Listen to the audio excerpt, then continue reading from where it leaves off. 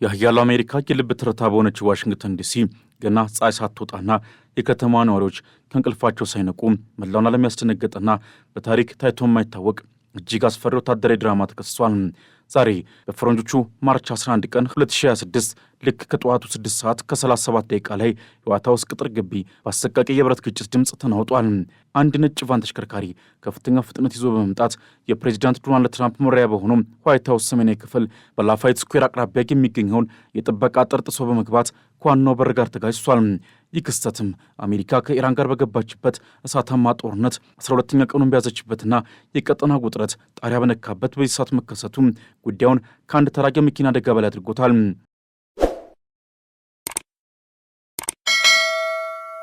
ዋይት ሃውስ ግቢ ወዲያውኑ በከፍተኛ ወታደራዊና የደህንነት ጥበቃ ፉል ሎክዳውን ስር የወደቀ ሲሆን መላው የዋሽንግተን ዲሲ መካከለኛው ክፍል እንቅስቃሴው እንዲቆም ተደርጓል።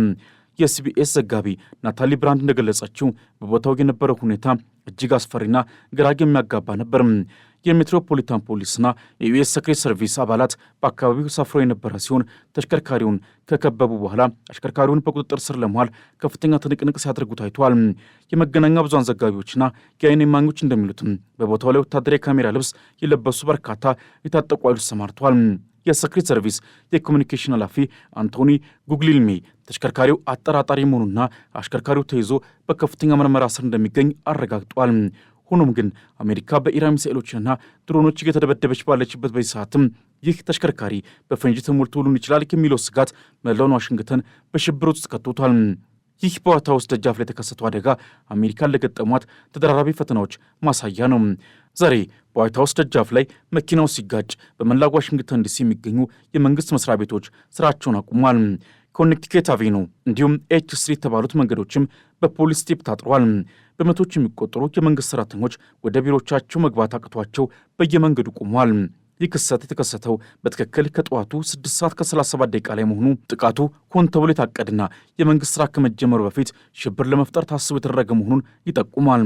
ሪፖርተር ጄኒፈር ጃኮብስ እንደገለጸችው በዋይት ሃውስ ዙሪያ የታየው የጸጥታ ኃይሎች ብዛትና ግርግር አሜሪካ ምን ያህል በስጋት ውስጥ እንዳለች ያሳያል። የዚህ ጥቃት አድማስም ከአንድ መኪና አደጋ በላይ ነው። ፕሬዚዳንት ትራምፕ ኢራን ያለምንም ቅድመ ሁኔታ እጅ መስጠት አለባት በሚሉበትና የኢራን ከፍተኛ መሪዎች በሚሳኤል እየተገደሉ ባሉበት በዚህ ሰዓትም በዋሽንግተን እምብርት እንዲህ ያለ ጥቃት መፈጸሙ የውስጥ ጠላቶች ወይም የውጭ ኃይሎች ወኪሎች ስራ ሊሆን እንደሚችልም ተገምቷል። ኢራን ቀደም ሲል የአሜሪካንን ጥቅም በማንኛውም ቦታ እንመታለን ብላ መዛቷ ይታወሳል። የዋይት ሃውስ ጥበቃ መጣሱ የአሜሪካ የደህንነት ተቋማት በውጭ ጦርነት ላይ ሲያተኩሩ የውስጥ ደህንነታቸውን ቸል ብለዋል የሚል ትልቅ ትችትን አስነስቷል። ጥቃቱ የተፈጸመበት ላፋይት ስኩዌር በተለምዶ በጎብኚዎችና በቱሪስቶች የተሞላ ቦታ ቢሆንም ዛሬ ግን የሚታዩት የጥይት መከላከያ የለበሱ ፖሊሶችና በከፍተኛ ፍጥነት የሚንቀሳቀሱ የወታደር ተሽከርካሪዎች ብቻ ናቸው። ፕሬዚዳንት ትራምፕም በህንፃው ውስጥ በነበሩበት ወቅትም ይህ አደጋ መከሰቱ የፕሬዚዳንቱን ሕይወት አደጋ ላይ ለመጣል የታለመ ሊሆን እንደሚችል ጠርጥሯል። ምንም እንኳን እስካሁን የሰው ሕይወት ስለመጥፋቱ የተሰማ ነገር ባይኖርም የደረሰው የስነ ልቦና ጉዳት ግን ከገንዘብ በላይ ነው። የዓለም ሀያሉ ሀገር መሪ መኖሪያ በቫን ተሽከርካሪ እንዲህ በቀላሉ መጠቃቱ የአሜሪካንን የማይደፈር ስም አፈር አስረግጦታል። ጦርነቱ 12ኛ ቀኑን በያዘበት በዚህ ወቅትም የኢራን ሚሳኤሎች በሆርሙዝ ወሽመጥ ላይ መርከቦችን እያቃጠሉ ባሉበት ሰዓትም በዋሽንግተን የተከሰተው ይህ አደጋ ሆን ተብሎ አሜሪካንን አቅጣጫ ለማሳት የተደረገ ሊሆን ይችላል።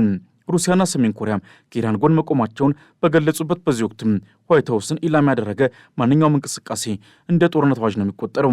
አሽከርካሪው ማን እንደሆነና ምን አይነት ዓላማ እንደነበረው እስካሁን በይፋ ባይገለጽም የሴክሬት ሰርቪስ ከፍተኛ ምርመራ እያካሄደ ይገኛል። በአጠቃላይ ዛሬ መጋቢት 11 ቀን አሜሪካ እጅግ አስጨናቂ ቀን ሆኖባታል። በጦርነት የወደሙት መርከቦች ሳይተኩ አሁን ደግሞ የፖለቲካ ወንበርት በሆነው ዋይት ሃውስ ላይ ጥቃት ተሰንዝሯል። ይህ ክስተት አሜሪካን ወደ ለየለት የውስጥ ትርምስ ሊመራት እንደሚችል ይገመታል። ፕሬዚዳንት ትራምፕም ለዚህ ጥቃት ምን አይነት ምላሽ እንደሚሰጡ መላው ዓለም በጉጉት እየጠበቀ ነው። ጦርነቱ አሁን በሜዳ ላይ ብቻ ሳይሆን ወደ ዋይት ሃውስ ደጃፍ ደርሷል። በቀጣይ ሰዓታት የሚወጡ መረጃዎችም የአሽከርካሪው ማንነትና የጥቃቱን ምስጢር ይፋ እንደሚያደርጉ ቢጠበቅም የአሜሪካ የደህንነት ስጋት ግን ከእንግዲህ ወዲያ እንደማይቀንስ በግልጽ እየታየ ነው።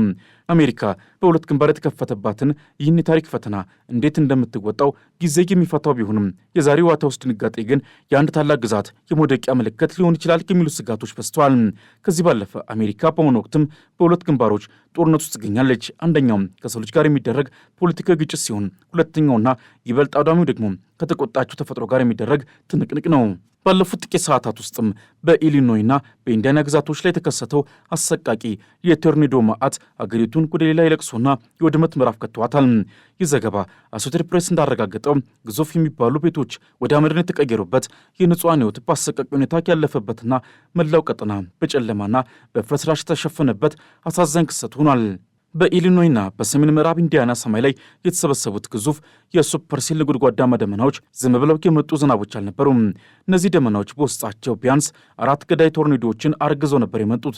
የቺካጎ ብሔራዊ አየር ሁኔታ አገልግሎት እንዳረጋገጠው እነዚህ አውሎ ነፋሶች ምድሪቱን እየገረፉ ሲያልፉ ታሪክ የማይረሳውን ጠባሳ ጥለው አልፏል። በኢንዲያና ግዛት የምትገኘው ትንሿ የሌክ ቪሌጅ ማህበረሰብም የዚህ ማት ዋነኛ ሰለባ ሆናለች። የኒውተን ካውንቲ ሸሪፍ ሻነን ኮትራን በፈረሰ ቤት ፊት ለፊት ቆመው በሰጡት መግለጫ የሁኔታውን አስከፊነት ላለማሳይቷል። እባካችሁ አሁን ወደዚህ አትምጡ፣ እርዳታ ለማድረግም አትሞክሩ የሚለው የሸሪፉ ልመና አካባቢው ምን ያህል አደገኛና በፍርስራሽ የተሞላ መሆኑን የሚያሳይ ነው። በዚህ አሰቃቂ አደጋ ውስጥ የሁለት አረጋውያን ሕይወት በአሰቃቂ ሁኔታ አልፏል። በቤታቸው ውስጥ እያሉ በቶርኔዶ የተመቱ እነዚህ ጥንዶችም ቤታቸው ተደርምሶባቸው ሕይወታቸው ማለፉን የኒውተን ካውንቲ ኮርነር ስኮት ማኮርድ አረጋግጧል። ስማቸው ለጊዜው ይፋ ባይደረግም ሞታቸው ግን ለመላው አሜሪካ ትልቅ ሐዘን ሆኗል። በሌላ በኩል ደግሞ በርካታ ሰዎች በፈረሱ ቤቶቻቸው ውስጥ ታስረው ለሰዓታት የቆዩ ሲሆን የነፍስ አድን ሰራተኞችም በከፍተኛ ተጋድሎ ሊያወጧቸው ችሏል። መንገዶች በሙሉ በወደቁ ዛፎችና ፍርስራሾች ተዘግተዋል። ከ70 በላይ የኤሌክትሪክ ምሰሶች ተነቃቅለው በመውደቃቸው መላው ቀጠና በጨለማ ተውጧል። አሜሪካ ከባህር ማዶ በሚሰማው የባሩድ ሽታና በሚሳኤል ፍንዳታ ብቻ ሳይሆን ባለፉት 2 ዓመታት ማለትም በ2005ና 2006 በተከታታይ በደረሱባት ተፈጥሯዊ መዓቶች አከርካሪዋ ሰብሯል። በተለይም በ2005 የጸደይ ወቅት አሜሪካ በታሪኳ አይታ በማታውቀው የከፋ የሰደድ እሳትና የድርቅ አደጋ ተመታ ነበር።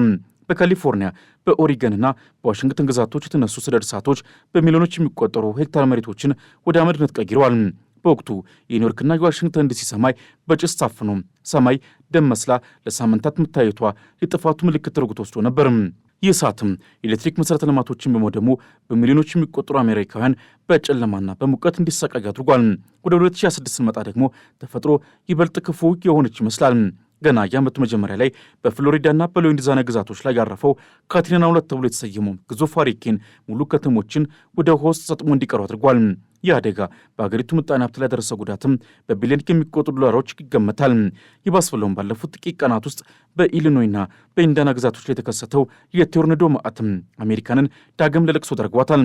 ግዙፍ የሚባሉ ቤቶች ወደ አቧራነት የተቀየሩበት፣ የመኪና የሚያክል መጠን ያላቸው የበረዶ ድንጋዮች ከሰማይ የሚዘንቡበትና ንጹሐን ዜጎች በቤታቸው ውስጥ ተቀብረው ያለቁበት አሰቃቂ ክስተት ነው። ይህ ሁሉ ተፈጥሯዊ ማዕት በአንድ በኩል የኢራን ጦርነት፣ በሌላ በኩል አሁን ደግሞ ዋይት ሀውስ ደህንነት መጣስ ተደምረው አሜሪካንን ወደ ፍጻሜው ዘመን ጥፋት እየመሯት ያለ ይመስላል። አሜሪካ በ2005ና በ2006 ደረሰባት ተፈጥሯዊ ጥፋትም የአገሪቱን የመከላከል አቅም በእጅጉ አዳክሞታል። በቴክሳስ የታየው ታይቶ የማይታወቅ የሙቀት ማዕበልና በሜሪላንድ በኩል የደረሰው የጎርፍ ማዕትም የአሜሪካን ብሔራዊ ዘብ ወታደሮች በከፍተኛ ሁኔታ እንዲሰማሩ አድርጓል። አሁን ደግሞ እነዚህ ወታደሮች ከኢራን ጋር ወደሚደረገው ጦርነት እንዲያቀኑ መደረጉ ለአገር ውስጥ ደህንነት የሚቀረው ኃይል አናሳ እንዲሆን አድርጓል። ዛሬ በዋይት ሀውስ የታዩት ወታደራዊ ልብስ የለበሱ ኃይሎች አሜሪካ በዋና ከተማ ላይ ወታደራዊ አገዛዝን ለማወጅ መቃረቧን የሚያሳይ ነው የሚሉ ወገኖችም አሉ።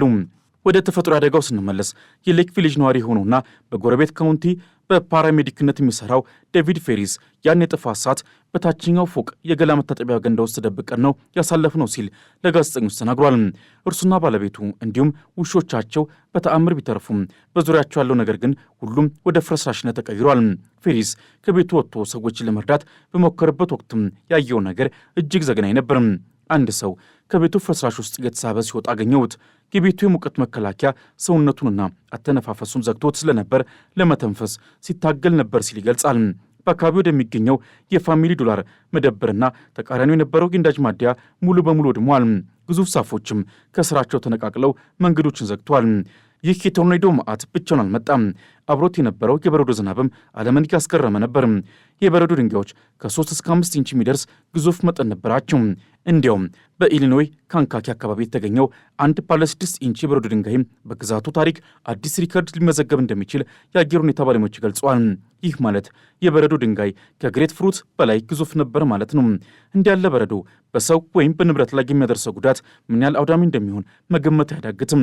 ይህ በ2026 የተከሰተው አደጋ አሜሪካ ባለፉት 2 ዓመታት ካስተናገደቻቸው ተከታታይ የተፈጥሮ መዓቶች መካከል አንዱ ነው። እንደ አውሮፓውያን አቆጣጠር በ2005 አሜሪካ በታሪኳ አይታው የማታውቀው የከፋ ድርቅና የሰደድ እሳት ስትታመስ ነበር። በካሊፎርኒያና በኦሬገን ግዛቶች የተነሱት ሰደድ እሳቶችም በሚሊዮኖች የሚቆጠሩ ኤከር መሬቶችን ወደ አመድነት ቀይረዋል። በሺዎች የሚቆጠሩ ሰዎች ቤታቸውን ጥለው ሲሸሹ ጭሱ እስከ አትላንቲክ ውቅያኖስ ድረስ ተጉዞ የኒውዮርክን ሰማይ አጥቁሮት ነበር። ከካንካኪ ካውንቲ የሚገኘው ጋደር ቦታ እንዲሁም የአሮማ ፓርክ አካባቢዎች የቶርኔዶ ቀጥተኛ ሰለባ ሆኗል። የቶርኔዶ በእርሻ መሬቶች ላይ ሲሽከረከር የሚያሳዩ ቪዲዮዎችም በማህበራዊ ሚዲያ ላይ በስፋት ተሰራጩ ሲሆን የአየር ማረፊያዎችንና በጎዳና ላይ የነበሩ ተሽከርካሪዎችን ሲያናጉጥም ታይቷል። የካንካኪ ካውንቲ ሸሪፍ ማይክ ዶኒ ነዋሪዎች ጎረቤቶቻቸውን እንዲጠይቁና አስፈላጊ ጉዞዎች እንዲያቆሙም ጥሪ አቅርበዋል። በአሁኑ ሰዓትም ከ2 ሚሊዮን በላይ አሜሪካውያን በኢሊኖይና በኢንዲያና ግዛቶች ውስጥ ለከፍተኛ አደጋ ተጋልጦ ይገኛሉ። ከዚህም ባለፈ ቺካጎን፣ ፎርት ወርዝ ቴክሳስንና ኦክላሆማ ሲቲን ጨምሮ እስከ 22 ሚሊዮን የሚደርሱ ዜጎች በአውሎ ነፋሱ ስጋት ውስጥ ናቸው። አሜሪካ በውጭ ካለው ጦርነት ይልቅ አሁን በውስጧ ባለው የተፈጥሮ ቁጣ እየታመሰች ትገኛለች። እነዚህ ተከታታይ አደጋዎች የሀገሪቱን ኢኮኖሚ፣ የመሠረተ ልማት አውታሮችና የዜጎችን ስነልቦና በእጅጉ እየጎዱት ነው።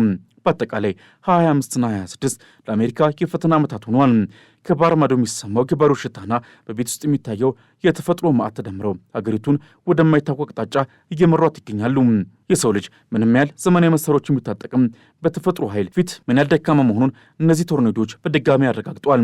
ዓለም አሁን በትኩረት የምትመለከተው የሰላሙን መጥፋት ብቻ ሳይሆን ምድሪቱ ራሷ እያሰማች ያለችውን የህመም ጩኸት ጭምር ነው። በቀጣይ ሰዓታት የሚመጡት አዳዲስ አውሎ ነፋሶችም ምን አይነት ተጨማሪ ጥፋት ይዘው ይመጡ ይሆን የሚሉ ጥያቄም የአሜሪካውያን ትልቁ ስጋት ሆኖ ቀጥሏል። ለዛሬ በዚሁ አበቃን። ቻናላችን ሰብስክራይብ በማድረግ ቤተሰብ ይሁኑ። በሚቀጥለው ጊዜ እስክንገናኝ ድረስ ሰናይ ጊዜ ይሁንላችሁ።